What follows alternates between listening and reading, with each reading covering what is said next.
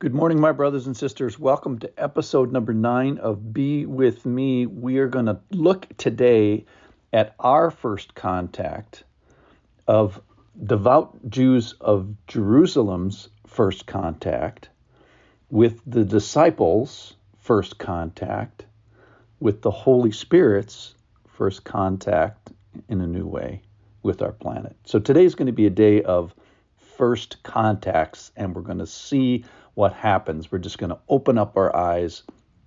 So enjoy and listen kind of with just an open heart, not with our familiar hearts. Let's listen with our unfamiliar hearts. This is from Acts chapter 2. It's about the coming of the Holy Spirit. Here we go. When the day of Pentecost arrived, they were all together in one place. And suddenly there came from heaven a sound like a mighty rushing wind, and it filled the entire house where they were sitting. And divided tongues of fire appeared to them and rested on each one of them. And they were all filled with the Holy Spirit and began to speak in other tongues as the Spirit gave them utterance. Now there were dwelling in Jerusalem Jews, devout men from every nation under heaven.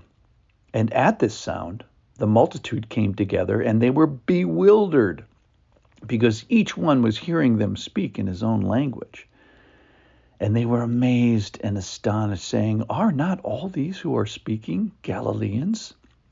And how is it that we hear, each of us in his own native language?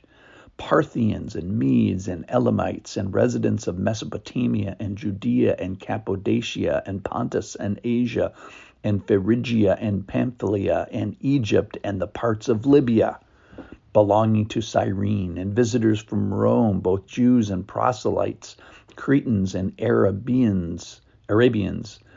We hear them telling in our own tongues the mighty works of God."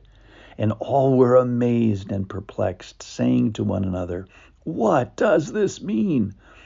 But others mocking said, "They are filled with new wine." So I'm going to just give you my first impressions of the disciples' first impressions of a group of people watching the disciples get this, of the Holy Spirit making a first impression on the planet. It's just a day of firsts, so stay with me.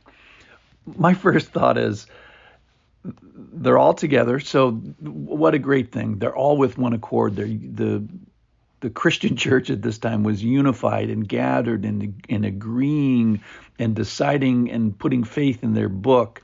And this gathering eventually is going to be exploded through the rest of the book of Acts. But for now, they're gathered so that they can be distributed. And I just love this, that it says that this happened without warning. But that's really not true. I'm just being very kind. Verse 4 and 5 of literally the first page of Acts. We're on the second page of Acts. The first page says, "While Jesus was still here and staying with them, he ordered them not to depart from Jerusalem, but to wait for the promise of the Father, which he said, 'You heard from me. For John baptized with water, but you will be baptized with the Holy Spirit not many days from now.'" And then literally his last word on the planet was about the Holy Spirit. This is 1:8. "But you will receive power when the Holy Spirit has come upon you, and you will be my witnesses in Jerusalem and Judea and Samaria and to the ends of the earth." So it's not a surprise. And this is all about the Holy Spirit. We have, Holy Spirit, we have been waiting for you. And that it's cool that the Holy Spirit gives us communication. So this changes everything. I can't wait for someday here to dissect out all these places that are mentioned, because geography informs theology and geography informs interpretation. So trust me, we'll definitely talk about this. And I love the confusion that happens in response to this. So the disciples, it doesn't say that the disciples are confused, but definitely the people that heard the disciples were confused.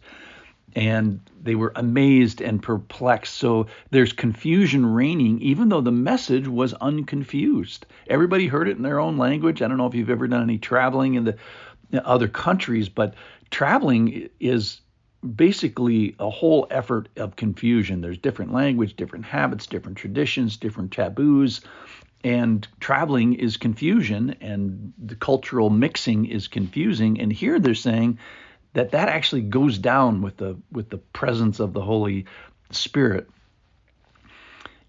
So they are amazed and perplexed, and perhaps that the Holy Spirit has come, and then what does this mean, and what is happening to these other people, but also the distribution of it, that God up to this point has come to an ark and to a tabernacle and to a city and to a temple, and now we see the God, if you will, distributed into people. It's like the electrical grid change. Like historically, I don't know if you've ever been to the Glen Canyon Dam, but it's this massive dam and holds this massive amount of water, and you can just imagine that the generator at the bottom of the dam, you think it could power the entire state, and I think it does. And now we're saying, okay, that's kind of the old way of thinking about God, where God was centralized in prophets and in nation, and he certainly has one way of saving, and he certainly has one story to tell. But now the way he's going to tell it is by distributing the power grid. It's almost like every Christian gets their own solar cell of spirit enablement, and we see what happens when the Spirit is enabled. We get new stuff. We get the declaration of the wonders of God, the mighty works of God. Okay, so this is the first message, and you see a bunch of different people group getting it. And the big question is, what happens when the Holy Spirit comes to the planet in a new way? This is of similar import to when the baby Jesus came to Mary and Joseph in the manger. I mean, for heaven's sakes, we have a holiday that the whole world practically celebrates about that. Now we have this almost like secret holiday of the Holy Spirit coming and having Pentecost, but I just want to elevate what is happening here, because this changes everything. This first contact of a first contact of their first contact of the Holy Spirit's first contact changes everything. Thanks for listening. See you tomorrow. We'll talk about this more.